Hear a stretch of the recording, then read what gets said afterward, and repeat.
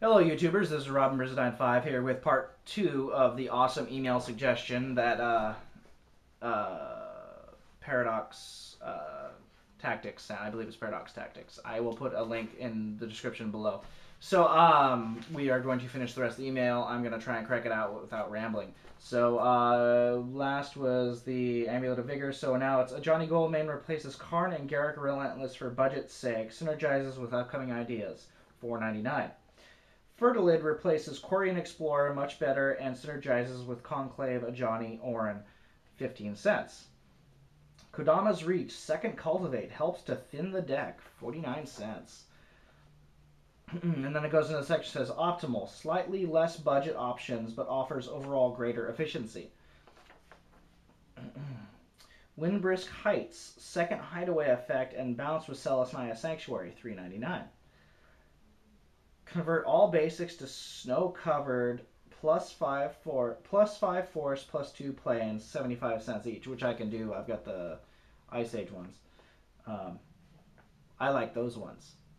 Rocks boxing. Anyway, Arctic Flats. More fixing also can be fetched with Into the North, 99 cents. Scrying Sheets lets you mana fix and thin your deck. Works with Into the North and Arctic Flats, $2.99. Into the North lets you ramp normally like Rampant Growth, or grab Sheets / Arctic Flats, 25 cents. The above suggestions are strictly better versions of some things you are already using, while still maintaining a low budget requirement besides converting to full snow. These are things that jump out at me right away without really taking away from or changing your deck approach. With the addition of the optimal section, you may need to balance the mana base more, but having a higher basic land count would be wise, as green's card advantage engines revolve around thinning your deck of mana. The Conclave demands more mana. That's funny. The new stuff is the next section. The following will be the suggested skeleton of the deck that makes the whole thing fall into a stronger theme, and that can drive the deck into some massive plays. The support pieces of this deck are as follows. Angelic Chorus. Without a doubt, I can say this thing will net you massive life with tokens. Chorus boosting critters +8 life when she comes in, and on top of that, effects would like Veteran Armor apply before the life gain, $2.99. Everything is very budget. That's what I really like about this.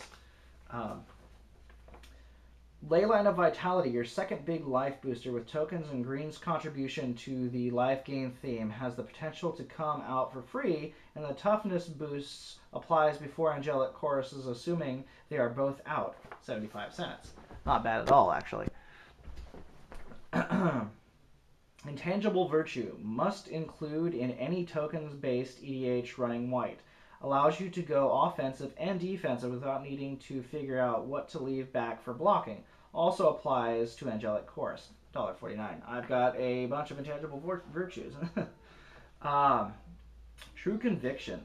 All of your creatures get double strike and lifelink. No explanation needed. 99 cents. I just traded my True Conviction too. I may have to get. I'm gonna have to trade for quite a bit of these. I'm thinking. After adding such an intense focus on gaining life or having lots of creatures, the deck needed some strong token generators. First being Captain of the Watch, putting out 4 creatures with a total of 9 power for 6 converted mana cost and 1 card just seems powerful. However, it doesn't stop there. The vigilance she grants applies to all soldiers, Sigil Captain, Veteran Armor, goodies to come. And don't forget about Angelic Chorus, $2.99. That's not bad. Emeria Angel. Although not seemingly powerful, this angel nets you a ton of advantage if left unchecked. Her ability requires no extra mana investment, leaving the chorus with extra to play with. Gives you flying blockers and goes great with ramp, 99 cents.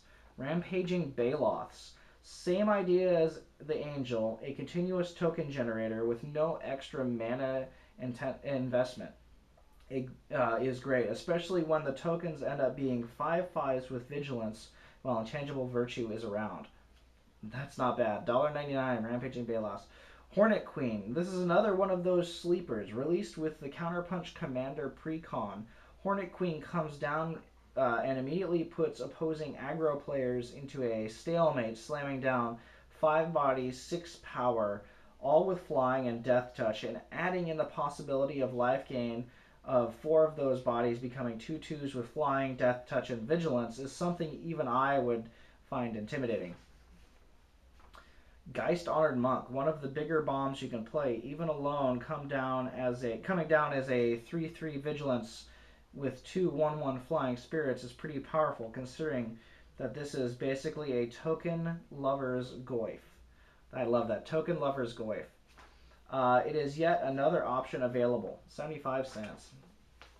Martial Coup. Not Coop. Martial Coup.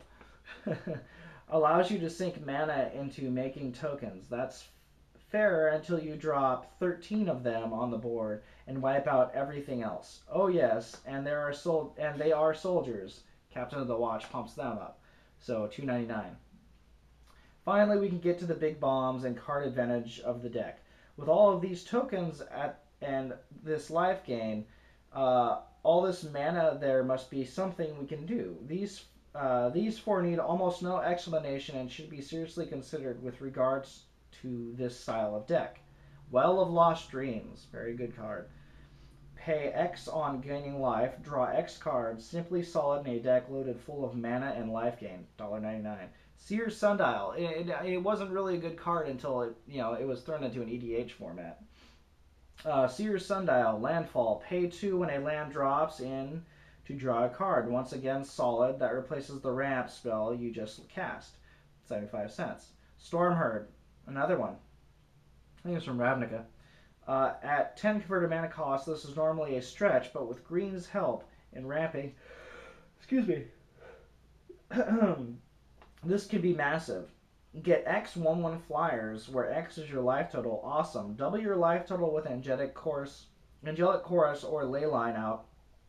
And I don't even want to think about both together. God, 81 tokens? Jeez. Felidar Sovereign. This one may be hard to find. So, 4/6 Vigilance, Lifelink, 6 converted mana cost seems okay to me. Oh wait, you win the game if you have 40 or more life. Alternate win condition achieved. I like big bold letters. Alternate win con achieved. Felidar Sovereign drops, bam, game over. This last section is how it all fits together. The last section is where the fun stuff comes together. Hopefully I haven't lost your interest yet. Oh, hell no. I've read this thing like 3 times. This is probably the most awesome review I've ever read. So, or put you to sleep. Nah. This is, as this deck running just off of even a few of those suggestions can't pull out some insane plays. I think I may alter it as completely as possible or find different ways to alter it. Early game, just focus on ramping and fixing up your hand. Into the north, cultivate Kodama's Reach, Fertilid, Croson Verge, and Garruk Wildspeaker can help you get that early advantage you need. If you go the snow route, Scrying Sheets can help you accelerate by smoothing out your draws and works great with Crystal Ball and Darksteel Pendant. Poor man's top. Gotta love it. Amulet of Vigor can straight up give you advantage by untapping land like Celestina Sanctuary, Croson Verge, as well as the 2 put into play by it. Land put in by ramp spells, and the bigger, less budget bomb untapping both Mosswort Bridge and Windbrisk Heights after being put into play with an attacking Primeval Titan. Also, it's relevant to note that unless someone gets used to the subtle power of the amulet, almost no one will ever waste spot removal on it. That is true. It is a very unassuming card. Very underrated card. Salt Crusted Steppe is one of those budget hidden gems that really supports both this deck's color and combination and the general. Early game, it can easily double as color fixing in a pinch, but truly shines as the game progresses and the counters pile up. The storage aspect of this land really lets you go big. With your general unloading a massive number of counters onto the next creature you play, maybe let you cheat in an early storm herd, or let you come back from a seemingly hopeless board position with Martial Coup. Damn. Johnny Goldbane is one of the more budget planeswalkers available. Unlike other more powerful planeswalkers, a Johnny can sometimes go under the radar as he seems less threatening. This, however, can be a fatal mistake for your opponents. A Johnny actually has more synergy in this deck than any other planeswalker, with Garruk Wildspeaker being the only exception. His +1 can give you a suppressive suppressive stream of life gain and goes hand in hand with the Well of Lost Dreams, and to net you two extra. Sorry, I'm stumbling over here. 2 extra cards a turn for 2. His -1 is by far the most relevant, as it can not only turn a horde of tokens into a larger threat, but allow you to keep them as blockers for the upcoming assault your opponents are planning. The +1/+1 counter can also net you an extra land, assuming Fertilid is out. And although not listed in my suggestions, it can also combat Persist. Getting his ultimate off will most likely never happen. But if it ever does, having Angelic Chorus in play in conjunction with it can double your life total, then doubling the avatar token's power and toughness. Could you imagine, like, I don't know, like a 90/90 token just coming down and you have this big monster baddie? I mean, granted, it'll probably get, spot removed. But at the same time, just the fact that you can drop this big nasty baddie down and double your life total at the same time, that's awesome. Hidden in the card suggestions above is one of the massive dream combos. It utilizes Chorus of the Conclave, one of the 2 landfall token makers, Emiri Angel or Rampaging Baloths, and a lot of mana. By mid to late game, you most likely never will want to top deck a ramp spell, but in this situation, flipping Fertilid off the top is far from being a dead draw. In fact, it could mean game over for your opponents. Dropping half your mana into pumping Fertilid with Chorus, followed up by popping off all of Fertilid's counters with your remaining mana, can hit one massive landfall trigger.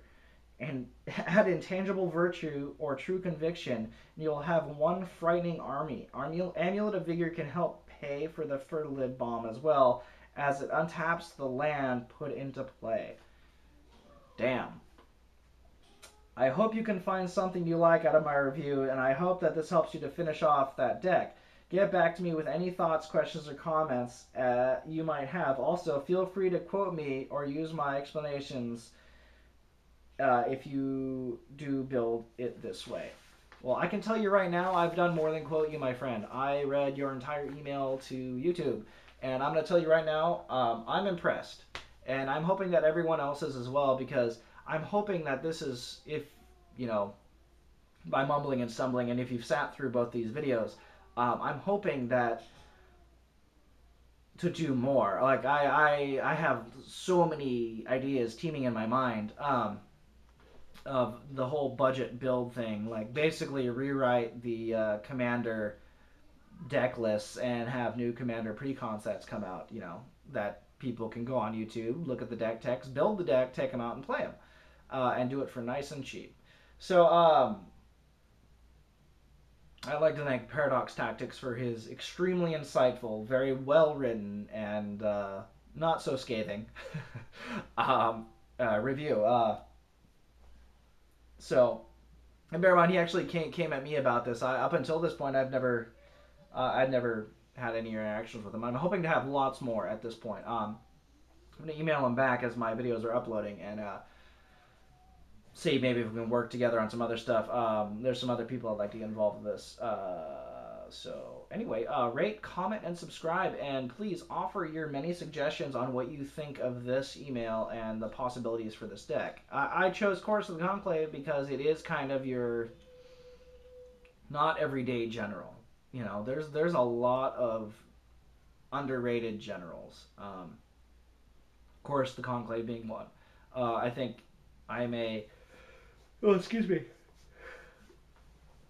redo the same with my Tesa deck, or maybe even I was thinking a Ghost Council of Ursova, or however, or Sava or whatever. I may not do that because that's just straight up black white again. But I like the green white combo. Anyway, yeah, rate, comment, and subscribe. Tell me what you think. I recommend that anyone who can build this, build it and give it a playtest.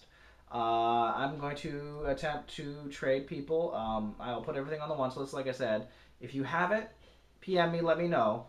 We'll do some short little trades and whatnot and try and build this deck. And then I'll see if I can get one of you guys on Skype and we'll play test it, or I'll film me playing with some friends with it or something like that. Give me your suggestions. Let me know what you want to see. Until next time, YouTube, keep an eye out for episode 2-3 of Magic the History. The intro is still boggling me. I can't get the damn music right. It's bothering me. But we will be starting with the Thran, a very intriguing race of people to me. Anyway, rate, comment, subscribe. Yeah. Until next time, YouTube.